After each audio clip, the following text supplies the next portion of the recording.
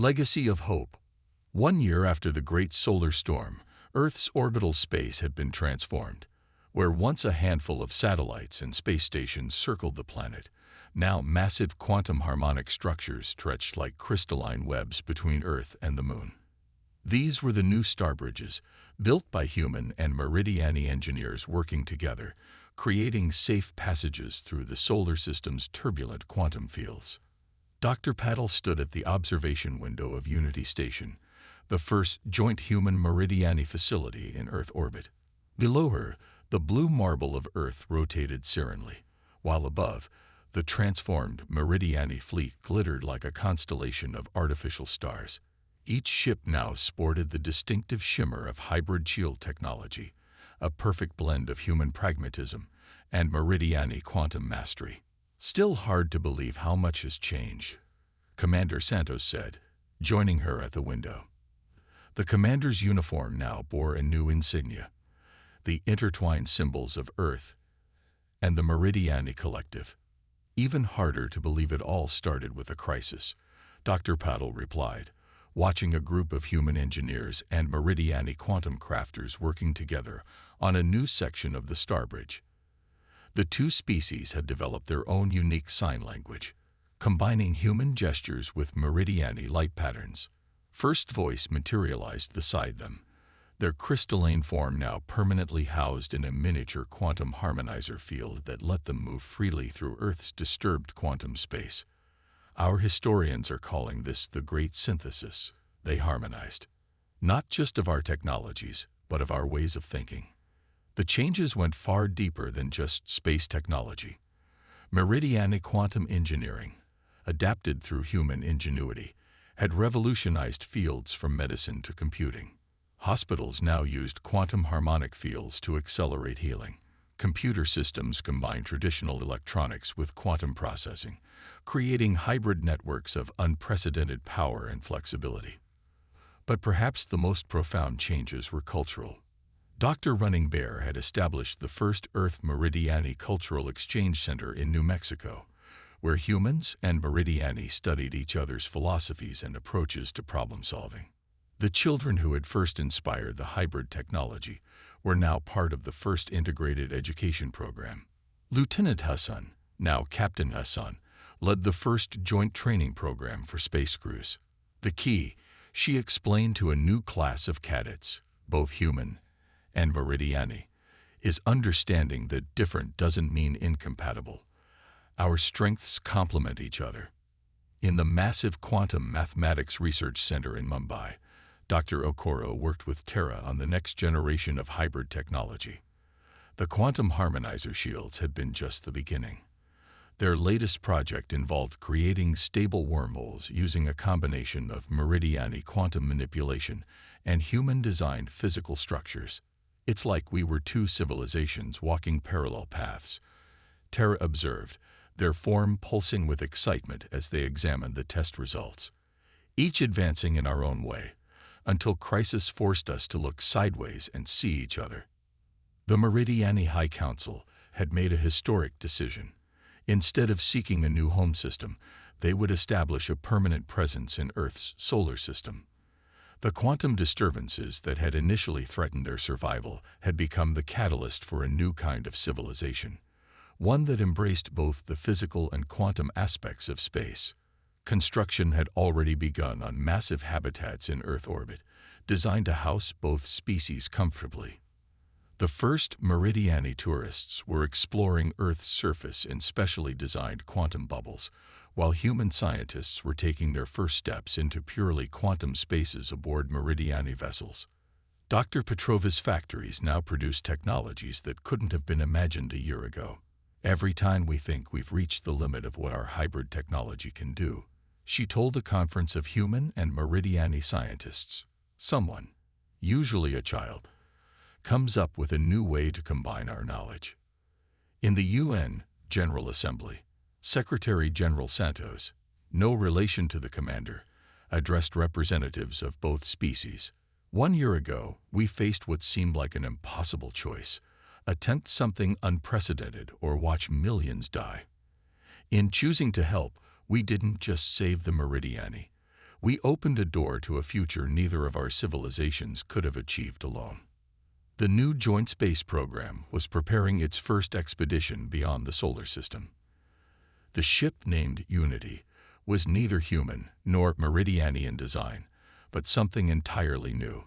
Its quantum harmonic drive could navigate any type of space, while its hybrid life support systems could accommodate both species comfortably. Secretary General Santos stood before the UN General Assembly, her voice firm with conviction. Throughout human history, our greatest achievements have come not from our strength or our technology, but from our compassion and our creativity. Today, we have a chance to prove that humanity's place in the cosmos will be defined not by our power, but by our willingness to help others in need. The resolution passed unanimously. Operation Startans, the greatest engineering challenge in human history, was about to begin. As teams worldwide mobilized to save an alien civilization using technology centuries behind their own, humanity was about to show the galaxy that sometimes the most powerful solutions come from the most unexpected places. The science of survival. The Global Emergency Response Center in Geneva buzzed with activity as scientists from every corner of Earth worked to save the Meridiani fleet. Dr. Patel's initial concept had sparked hope, but translating theory into practice proved monumentally challenging. The clock was ticking. Another Meridiani ship had just lost power, forcing its occupants to evacuate to increasingly crowded vessels. Dr. Marcus Okoro, Nigeria's leading quantum physicist, stood before a holographic display of a Meridiani vessel's schematics. Their quantum integration is total, he explained to the assembled team. It's not just their propulsion. Everything from their food synthesizers to their artificial gravity relies on quantum coherence. When one system fails, it creates a cascade effect. The Meridiani engineer, Terra, moved with liquid grace as they manipulated the hologram. Their crystalline form reflected the room's lights in mesmerizing patterns. Our ancestors believed technology should mirror the interconnected nature of reality. We never imagined finding a region of space where quantum fields behaved differently. Dr. Okoro nodded thoughtfully. That's both your greatest strength and your current weakness. But maybe, he turned to Dr. Elena Petrova, a Russian materials scientist. Remember that experimental metamaterial your team developed for our Mars missions. Elena's eyes lit up. The quantum dampening shield. We abandoned it because it was too heavy for our rockets, but she rapidly pulled up technical specifications on her tablet. If we could adapt it, create a buffer zone between their ships and our solar system's quantum field. The next weeks were a blur of innovation and failure, triumph and setback. Teams worldwide attacked different aspects of the problem. Brazilian engineers at Sao Paulo Tech developed a new form of electromagnetic shielding. Japanese scientists at the Quantum Research Institute in Osaka created artificial quantum bubbles that could sustain Meridiani technology for short periods. Chinese industrial facilities worked around the clock to manufacture components that had never existed before. But it was a breakthrough from an unexpected source that changed everything. Dr. James Running Bear, working from a small lab on the Navajo Nation, made a startling discovery. Look at how their ships interact with quantum fields, he explained over a video conference. It's not unlike how certain traditional materials interact with electromagnetic fields. What if we approach this not as a physics problem, but as a harmony problem? His insight proved crucial. By treating the quantum interference not as something to be blocked, but as something to be harmonized with, they found a new approach.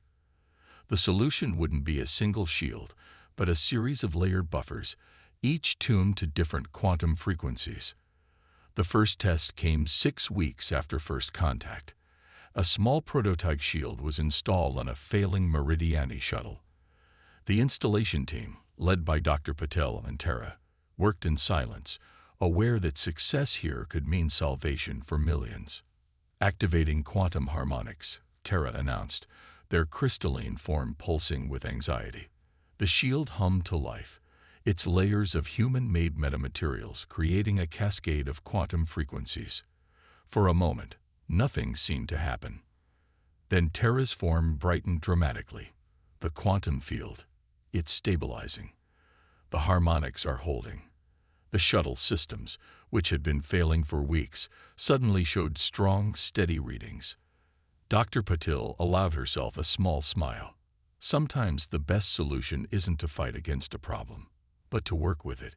We couldn't change your ship's need for quantum coherence, and we couldn't change our solar system's quantum properties, but we could create a bridge between them. The success sparked a new phase of frantic activity. The shield design needed to be scaled up dramatically. From protecting a shuttle to saving ships the size of small cities, every industrial facility capable of producing the necessary materials was brought online. Countries shared resources and technology without hesitation, recognizing that humanity's first major test as a spacefaring civilization couldn't be bound by terrestrial politics. Terra worked closely with the human scientists. Their initial awe at humanity's primitive technology transformed into deep respect. "You approach problems differently than we do," they observed, watching teams modify and improve the shield design in real time. "Where we seek perfection, you seek adaptation. Where we build systems of total integration, you build in redundancy and flexibility." Dr. Okoro laughed. "That's because nothing we build ever works perfectly the first time. We've learned to expect problems and plan for them. Sometimes the most robust solution isn't the most elegant one." As the first full-scale shields were prepared for deployment, Dr. Patil received an unexpected message. The Meridiani's governing council requested her presence on their command ship. They had studied the shield design and had a proposal of their own, one that could change both civilizations forever. The quantum harmonizer shields weren't just a stopgap measure to save the Meridiani fleet. They represented a completely new way of approaching quantum engineering, one that combined Meridiani understanding of quantum mechanics with human pragmatism and adaptability. As Dr. Patel prepared for her first visit to a Meridiani vessel, she couldn't help but wonder if this crisis might lead to something neither civilization had imagined: a true synthesis of their different approaches to science and survival. Operation Starbridge. The Meridiani command ship defied human expectations of spacecraft design. As Dr. Patel's shuttle approached, she saw not the utilitarian angles and arrays of human vessels, but organic curves that seemed to flow like liquid metal. The docking bay shimmered with quantum energies barely contained by the prototype harmonizer shield. Commander Maria Santos of the newly formed United Earth Space Command stood beside her, watching through the viewport. "Hard to believe 2 months ago, we thought we were alone in the universe. Now we're about to attempt the largest rescue operation in human history." The Meridiani High Council's chamber was a sphere of shifting light, where 13 crystalline beings floated in a complex geometric pattern. Their leader, designated First Voice, addressed the human delegation with harmonics that the translation matrix rendered into clear, crisp English. "We have studied your quantum harmonizer shields," First Voice resonated. "They represent an approach to physics we had never considered. But we believe they can be more than just our salvation. They could revolutionize both our civilization's understanding of space travel." The Council's proposal was audacious. The shields didn't just protect Meridiani technology from our solar system's quantum fields. They created a new type of space where both human and Meridiani technology could function together. If the designs were scaled up properly, they could create corridors of stable quantum space, star bridges, that would allow safe passage for both civilizations' ships. But first, they had to save the refugee fleet. Operation Starbridge launched 48 hours later. It was the most complex coordinated effort in human history, involving every spacefaring nation and countless private companies. Launch facilities from Kazakhstan to French Guiana fired rockets around the clock, carrying shield components and human engineering teams to the stranded Meridiani vessels. Lieutenant Zara Hassan piloted the first installation team to a mid-sized Meridiani ship. The vessel's quantum core was failing, its once brilliant surface now dull and lifeless.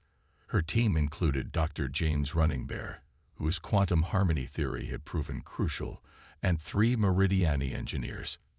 "Remember," she briefed her team, "we have 4 hours before this ship's backup systems fail. We install the primary harmonic array first, then the secondary buffers. No heroics, no shortcuts." The installation was like performing surgery in zero gravity while solving a multidimensional puzzle. Human hands worked alongside Meridiani energy manipulators, combining physical engineering with quantum crafting. When the shield finally activated, the ship's surface rippled with renewed energy, and cheers erupted in a dozen languages across the comm channels. But they couldn't celebrate long. There were thousands more ships waiting. The operation became a race against time. Teams worked in shifts around the clock, with humans and Meridiani learning to complement each other's strengths. Where human tools couldn't reach, Meridiani could extend their forms through quantum spaces. Where Meridiani couldn't manipulate physical objects, human hands provided the necessary force. Dr. Elena Petrova coordinated shield production from her facility in the Ural Mountains. "We're pushing every factory to its limit," she reported during a global status meeting. "But the Meridiani have shown us how to improve our manufacturing processes. We're now producing shields 30% faster than projected." The knowledge exchange went both ways. Meridiani engineers, watching humans improvise solutions with limited resources, began incorporating redundancy and simplified backup systems into their own designs. Human quantum physicists, working alongside Meridiani scientists, gained insights that advanced their understanding by decades. But not everything went smoothly. Cultural misunderstandings led to near disasters. A Meridiani engineer, attempting to help a human team, accidentally quantum phased an entire section of hull, nearly exposing the workers to vacuum. A human technician, not understanding Meridiani social protocols, caused offense that almost derailed a crucial installation. Yet each incident became a learning opportunity. Commander Santos established joint human Meridiani training teams, creating a new protocol system that bridged both species' ways of thinking. Dr. Running Bear worked with Meridiani philosophers to develop a framework for understanding how each civilization approached problem-solving. The breakthrough came from an unlikely source: a group of children, human and Meridiani, on one of the refugee ships had started playing together, inventing games that combined physical objects with quantum effects. Watching them, Dr. Patel realized something profound. "They don't see our differences as barriers," she told the High Council. "They see them as opportunities. Every challenge becomes a new game, every limitation a chance to innovate." This observation led to a fundamental shift in the operations approach. Instead of trying to make human and Meridiani technology work separately within the shields, they began designing hybrid systems that intentionally combined both civilizations' strengths. 3 months into Operation Starbridge, over 60% of the Meridiani fleet had been stabilized. The sight of human shuttles moving between massive alien ships had become almost commonplace. Earth's orbital space buzzed with activity as new construction facilities took shape, building components for the permanent star bridges that would ensure safe passage through Earth's quantum-disturbed space. But as Dr. Paddle reviewed the latest success reports, a warning flashed across her screen. The quantum disturbances in Earth's solar system were intensifying, and a massive solar storm was building. The race to save the remaining ships was about to become even more desperate. Trial by fire. The warning came from the Soho Solar Observatory. Dr. Michael Jung's voice crackled over the emergency channel, tight with urgency. "This isn't just a normal solar flare. The quantum disturbances in our solar system are affecting the sun's magnetic field. We're looking at a storm that could overload even our shielded electronics." In the operations center aboard the Meridiani command ship, Dr. Patel and First Voice watched the holographic display with growing concern. The approaching storm appeared as a writhing mass of magnetic field lines and quantum disruptions, far more powerful than anything in recorded history. The harmonizer shields weren't designed for this level of quantum flux, Terra observed, their crystalline form flickering with anxiety. Even the stabilized ships could lose protection. Commander Santos's face was grim on the video feed. "We have 40% of the fleet still waiting for shields. If we lose the ones we've already stabilized." She didn't need to finish the sentence. Everyone knew the stakes. First Voice's harmonics resonated with determination. "Then we must adapt, as humans have taught us. We cannot outrun the storm. We must find a way to weather it." Dr. Running Bear, who had been quietly studying the storm data, suddenly straightened. "The children's games," he said, drawing confused looks from both humans and Meridiani. "Remember how they combined physical objects with quantum effects? What if we could use the storm's own energy against it?"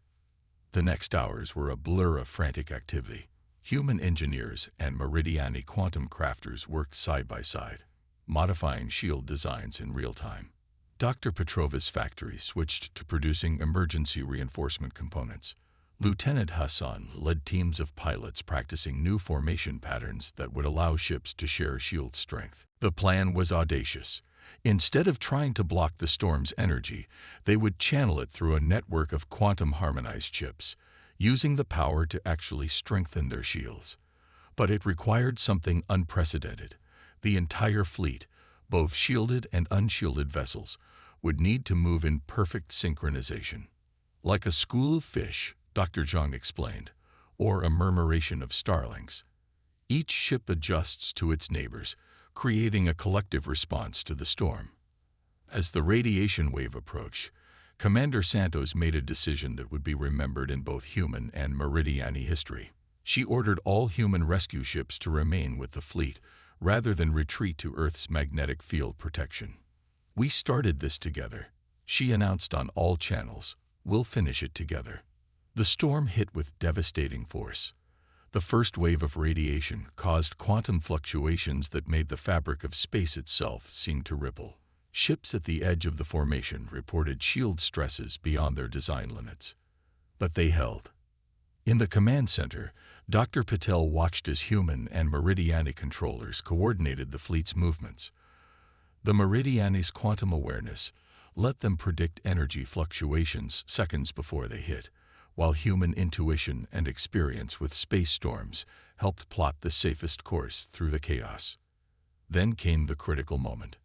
A massive surge of quantum-charged particles threatened to overwhelm the fleet's defenses. But as the energy struck the harmonizer shields, something remarkable happened. The modified shield network didn't just resist the surge, it absorbed it, channeling the power through the quantum harmonic connections between ships. For a brief, breathtaking moment, the entire fleet glowed with captured solar energy, human and Meridiani technology working in perfect synchronization. The sight was so beautiful that even the most hardened engineers paused in awe. Lieutenant Hassan's voice crackled over the comm. "Shield strength actually increasing. The network is holding." The storm raged for 6 more hours, but each successive wave met with stronger resistance as the fleet learned to move and respond as one. Ships that hadn't yet received permanent shields were protected by their neighbors, the entire formation adapting and flowing like a living thing. When the last radiation wave passed, the fleet emerged not just intact, but stronger. The emergency modifications had revealed new principles of quantum engineering that neither civilization had imagined possible. The hybrid shield technology had evolved under pressure, becoming something entirely new. In the storm's aftermath, as damage reports trickled in, First Voice addressed the combined human and Meridiani crews. "Today, we witnessed something unprecedented. Not just 2 species working together, but 2 fundamentally different approaches to understanding the universe, combining to create something greater than either could achieve alone." Dr. Patel, exhausted but elated, added her own observation. "We came together to solve a crisis, but we've discovered something far more valuable. A new way forward. The storm didn't just test our technology, it proved that our differences are our greatest strength." As the fleet regrouped and repairs began, the implications of their success began to sink in. The enhanced shield technology developed during the crisis wouldn't just protect the Meridiani ships, It had opened up new possibilities for space travel and exploration that neither civilization had thought possible. But even as celebrations spread through the fleet, a new challenge emerged. The storm had altered the quantum fields around Earth in unexpected ways. The permanent star bridges they had planned to build would need to be completely redesigned. The collaboration between humans and Meridiani was far from over. It was entering a new phase that would reshape both their futures. First contact in crisis. Dr. Kamala Patel stifled a yawn as she studied the data streaming across her monitors at the Arecibo Observatory. The pre-dawn hours were usually quiet, perfect for analyzing deep space signals, but something wasn't right. The quantum resonance scanner she developed was detecting patterns that defied explanation. Massive energy signatures approaching the edge of our solar system. "Hey Miguel," she called to her research assistant, "can you verify these readings?" Miguel Rivera looked up from his own station, his eyes widening as he processed the data. "That's impossible. The energy output is off the charts. Running diagnostics now." But the equipment wasn't malfunctioning. Within hours, observatories worldwide confirmed their findings. A fleet of vessels was approaching Earth, each one massive enough to dwarf the International Space Station. Their method of propulsion was unlike anything humans had ever conceived, bending space-time itself through controlled quantum fluctuations. The first images from the Hubble telescope showed ships that seemed to be made of living metal, their surfaces rippling with iridescent patterns. But something was wrong. The fleet's formation was erratic, their movements suggesting not an invasion force, but vessels in distress. United Nations Secretary-General Isabella Santos called an emergency session as the vessels entered the outer solar system. The world's leaders watched in tense silence as the first transmission arrived. It wasn't in any Earth language, but in pure mathematics, the universal language of science. Dr. Thomas Blackwood, the leading expert in theoretical physics at CERN, worked with an international team to decode the message. His hands trembled as he presented their findings to the Security Council. "They call themselves the Meridiani," he explained, projecting complex equations onto the chamber's main screen. "Their civilization exists in a state of quantum harmony we can barely comprehend, but that's exactly their problem. Our solar system's unique quantum field structure is literally tearing their ships apart." The Meridiani's message was both a warning and a plea for help. Their home system had been destroyed by a catastrophic event, a quantum cascade failure that forced them to flee. But they hadn't anticipated that Earth's local space would be hostile to their technology. Their ship's quantum cores were failing, and with them, all their essential systems. Captain Yuki Yamamoto of the Japanese Space Agency presented the stark reality to the assembled leaders. "We estimate they have 3 months before their life support systems fail completely. There are over 2 million refugees aboard those ships." The debate that followed was heated. Some nations advocated sending them away, arguing Earth couldn't risk contact with such an advanced species. Others saw an opportunity to acquire advanced technology. But Dr. Patel, invited to speak as the scientist who made first contact, offered a different perspective. "Look at their ship designs," she said, pointing to the latest telescopic images. "Every aspect is integrated, beautiful, perfect. And that's their weakness. They've evolved beyond redundancy, beyond simple solutions. But that's exactly what they need right now. They need human ingenuity." The Meridiani's first physical contact came through a small shuttle, landing at a hastily prepared facility in the Atacama Desert. The beings that emerged were tall and graceful, their bodies seeming to shift between solid and liquid states. Their spokesperson, who adopted the name Aurora, conveyed both their people's gratitude and their fear. "Our children have never known anything but the embrace of quantum fields," Aurora explained through a hastily developed translation matrix. "We didn't know such spaces as yours existed. We are dying, and our greatest technologies are useless to save us." As the world governments debated and planned, Dr. Patel couldn't stop thinking about her grandfather's old tractor back in India. When it broke down, He'd always fixed it with whatever was at hand: rope, wire, spare parts from other machines. Sometimes the simplest solutions were the best ones. She approached Aurora with an idea.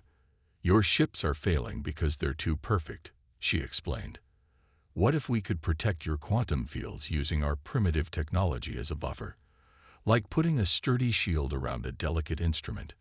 The idea was radical, perhaps impossible. But as the Meridiani ships continued to fail, with more losing power every day, humanity faced a choice: attempt the impossible or watch millions die on their doorstep. As Dr. Patel prepared for her role as Chief Science Officer on Unity's maiden voyage, she reflected on how far they'd come.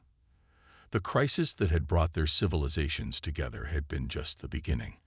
They had proved that the greatest achievements come not from conquering challenges alone, but from facing them together. "Ready for the next adventure?"